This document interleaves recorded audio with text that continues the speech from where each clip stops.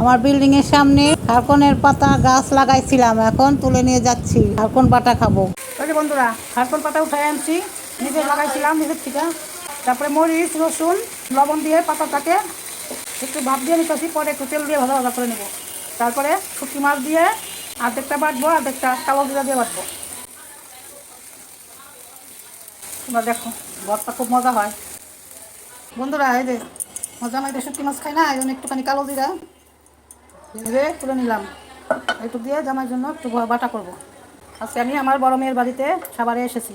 একটু তেল দিয়ে দিচ্ছি প্যানের মধ্যে। এখন এই যে শুটকি মাছ দুটা ভেজে শুটকি মাছ দিয়ে আমাদের জন্য আলাদা করব ভর্তা, খারকনের ভর্তা। পাতাগুলো রসুন পাতা আর ভেজে রেখেছিলাম, এগুলো দিয়ে দিলাম। এগুলো দিয়ে একটু ভেজে বাটা করবো। শুটকি মাছ দিয়ে তেল দিয়ে একটু ভেজে নিলাম।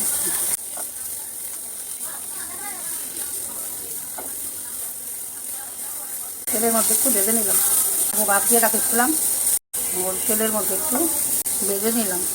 এখন পাটায় বেটে নেব। একটুখানি তুলে রাখছি, কালি জিরা দিয়ে একটু আলাদা বেটে দিব। এই বন্ধুরা, এই দেখো, কালো জিরা দিয়ে আগে একটু বেটে রেখে তারপরে এই শুটকি মাছ দিয়ে খারকনগুলো বাটবো।